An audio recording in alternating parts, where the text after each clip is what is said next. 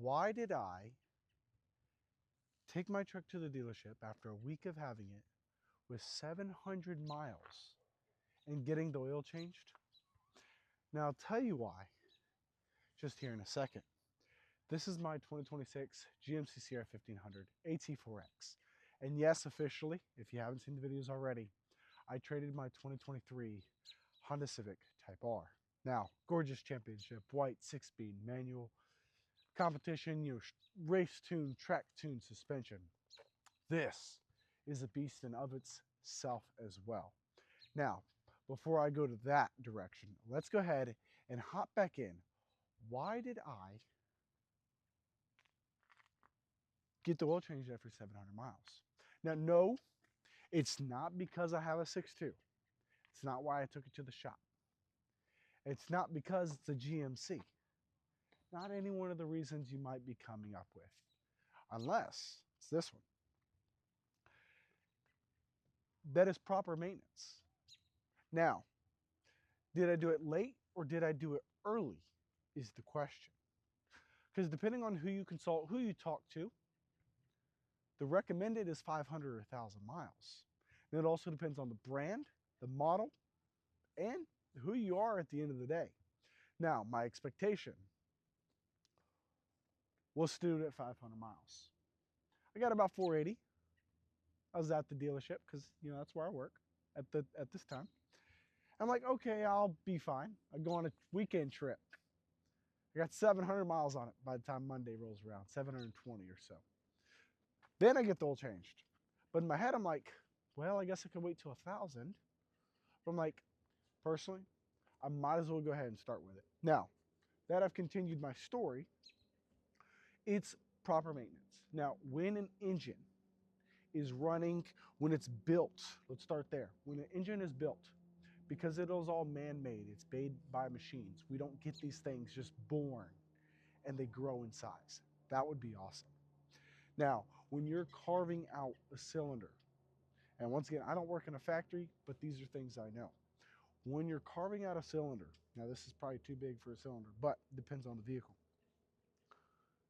You get metal shavings. Because you're using cutting tools and you're dealing with metal, now when you put those pistons in, those pistons are carving up against those metal shavings that are remaining there.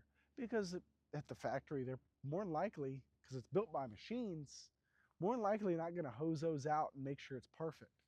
Now, if you go buy a hand-built Mercedes, or like my Honda Civic Type R, those engines, to my knowledge, are hand-built in Japan and shipped over here to the States, where the car is officially put together. And I think that's in Ohio. Now, these are built here in the States. Once again, to my knowledge, they've changed it over a few years. Now, I can check right here, and normally it tells me. I mean, it starts with a 3, so that gives me enough to know. But it doesn't have the sticker on the exterior. But they are built here in the States. Just as someone that works for a GMC dealership, you'd figure I'd know off the top of my head. I don't remember. However, to tie back into what I was saying, stay unlocked, truck.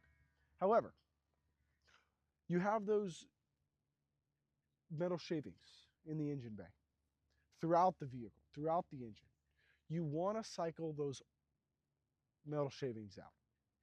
And so what you do is you stick with the original oil that comes in the vehicle. And I've got a two-part on this. You change that oil out because you want to get those metal shavings out of it. More than likely, you're going to find, if you test or check, you're going to find some very small microscopic metals inside of that oil. And what that does to your cylinders and to the pistons is when the pistons are going up and down, it's going to carve out those little by little. Like you see this ground beneath me. It cracks, it shifts, the friction, and then it creates more friction because you want it smooth. You want it to go up and down evenly. And so instead of me leaving the oil in there for 7,500 miles, as majority of people do, doesn't matter who you are, whether you're an American, European, German, whatever, most people, if they don't know near as much about vehicle maintenance, do that when they buy a brand new car. Now, I'll get into a little bit deeper on as you proceed in miles. But my other point that I wanted to make is you don't know how long that oil had sat in the vehicle before. Now take that one into perspective. You don't know if it's 2, 3 weeks old. You don't know if your truck sat on the lot or vehicle, sat on the dealership lot, or on the dirt way, wherever they park these vehicles, however long it's been on the train, however long it's been on the ship. You don't know how old that oil is. It could be 6 months. It could be 8 months. Who actually knows? Unless you've done your research to know that. Now, if you ordered the vehicle, got it in, bought it as soon as it hit the dealership lot, you might be fine, but it still takes a few weeks for the oil, and majority of the time, it's just sitting there. It's not actually moving and lubricating the engine. So regardless, you're going to want to do that. Now, I'm going to hop into the next little piece. Just give me 1 second.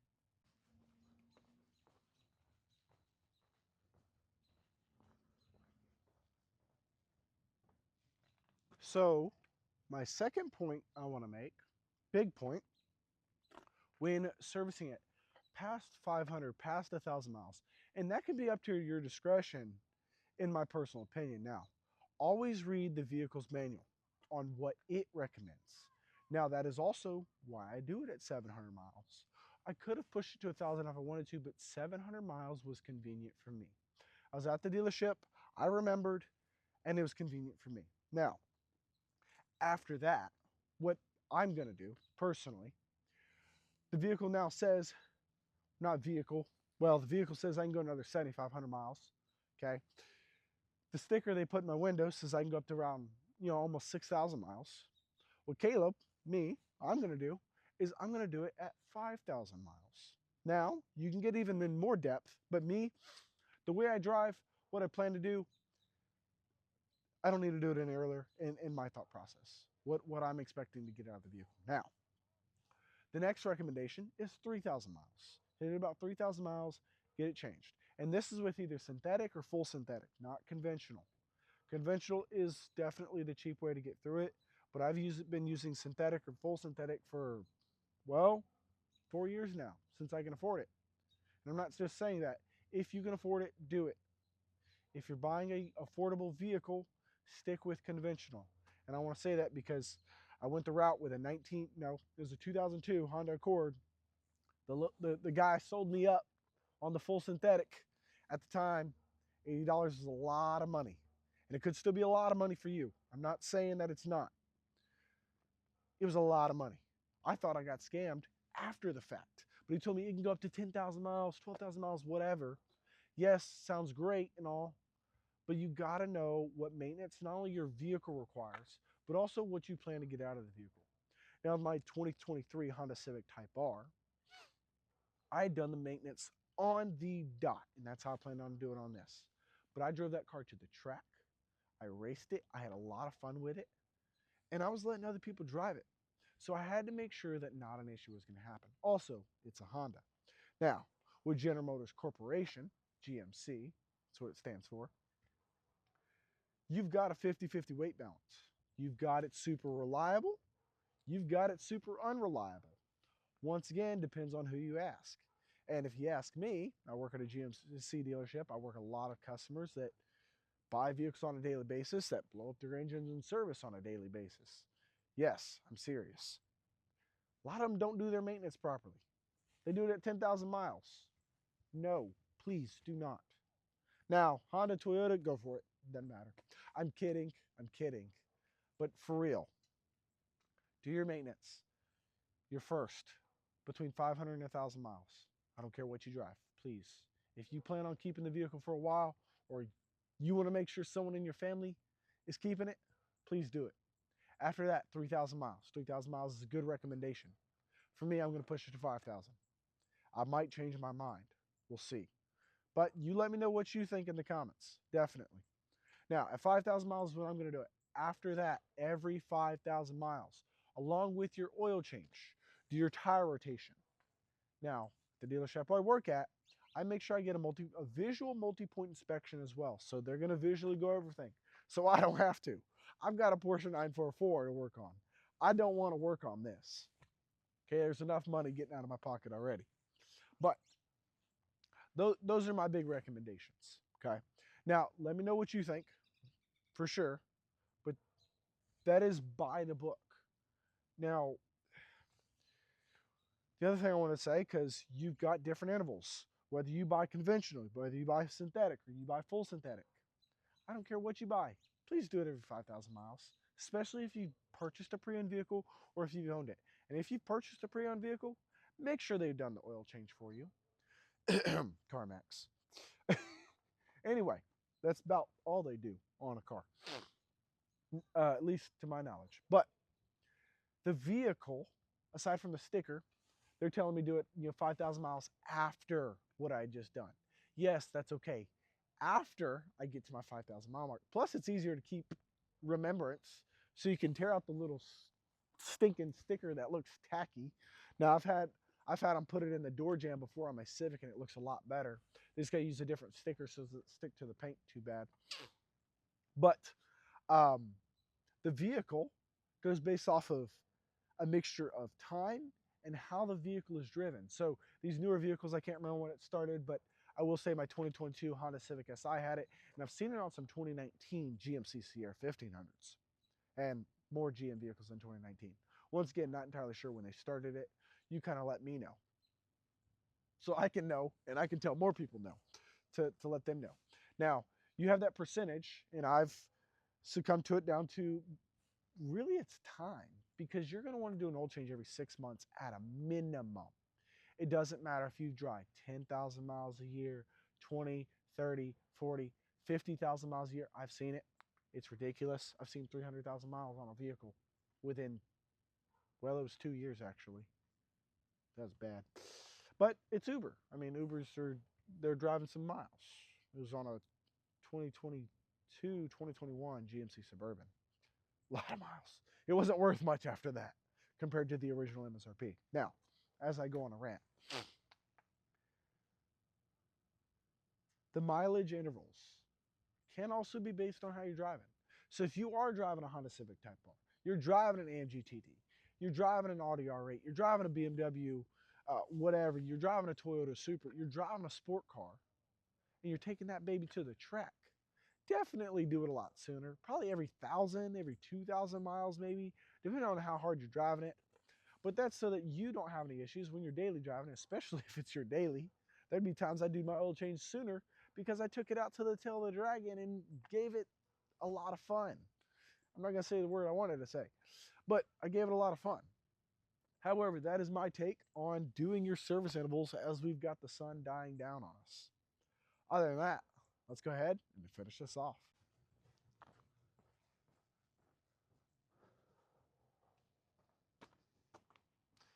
In conclusion, this truck's a beast. I'm kidding. Actually, it is. But doing your maintenance on time, not just by what I say, but always, always read your manual. And if you don't have it, it is accessible on the internet. And I can try my best to help you as well, no matter the make and model. General Motors, they have at least the most recent model years at the time listed on their website. There are companies that can sell you a manual. I've had to order them for customers. They cost a pretty penny, in my opinion. I mean, it's just a bunch of pages you can print off. Go to the library, get it printed off. They charge probably like 25 cents a page. Last time I checked, that was a few years ago. I don't know how inflation's treated it. But doing your maintenance properly helps you get your vehicles from only hitting 50 or 100,000 miles to 200, 300, 400, 500,000 miles. The most amount of miles I've seen that I've personally driven on a vehicle was 301,000 miles. That was on a completely different truck. It was a 1999 Chevrolet Silverado 2500 with the 6.0 Vortec. It was two-wheel drive. Back then, the electronics weren't near as good. But it was a work truck. We beat the crap out of it. It was a farm truck. Now, well, this didn't replace it, but kind of in addition to. What we've got in the family is a 2002 GMC Sierra with the 5.3 Vortec, also a great motor, except it's kind of had it's on its last leg at this moment. We've redone rear transmission. Once again, proper maintenance, proper driving, proper warming up the vehicle, and I'll get into that in another video. But it's got 228,000 miles on it. and now it needs a motor. Not my fault, but it was redlined too much. Hopefully my brother's watching this. Anyway, for the time being that I do keep this truck, I have a problem keeping vehicles. And I've had a lot of people that were sad about me getting rid of my Roxie, championship white Civic Type R. But it was time for a little bit of a change. Now, did I go all out? Did I go a little extra? Probably. But I've always wanted a beast of a truck, a lifted truck. What I told myself. As a kid, I used to watch Diesel Brothers. Now, is this a diesel? No. We might get there. That is the goal. But what I told myself as a kid, as a child, and I always want to bring out that inner self of the younger person to impress. I told myself I would always buy a lifted truck. Now, I didn't specify to myself whether it was going to be factory or aftermarket. I just always saw aftermarket, whenever factory. So this bad boy's got a 3-inch lift kit from the factory with a rake on it. So I don't look stupid driving down the road. But it's a beast. I'll make another official review on it, which I've made a few of them on. But I love the truck. Anyway, that is my conclusion of proper maintenance and my rant on trucks. But I love it so far. I've driven it 1,200 miles as of this moment. And I felt fitting that it was time to make a video. Okay. Now, as I've promised in other videos before, less official videos, just more like rip of the moment. I'm going to make a lot more content on this. Now, I'm going to be having to explore a lot more roads too. Because I want to take it off-road. I want to show you what it's capable of. And before I end off this video, I want to mention a few months ago, and if you haven't seen the video, go check it out. Hopefully, if I remember, I'll link it in like up here somewhere if I do this right. Now, I drove and rode passenger in a GMC Canyon AT4X. Now, that is a mid-size pickup truck, a lot smaller than this, still has a 3-inch lift kit on it, okay? And we jumped that thing off the ground in a 4-cylinder. It's a 2.7 liter high output 4-cylinder, okay? I mean, it's got over 400 pound-foot of torque, over 300 horsepower.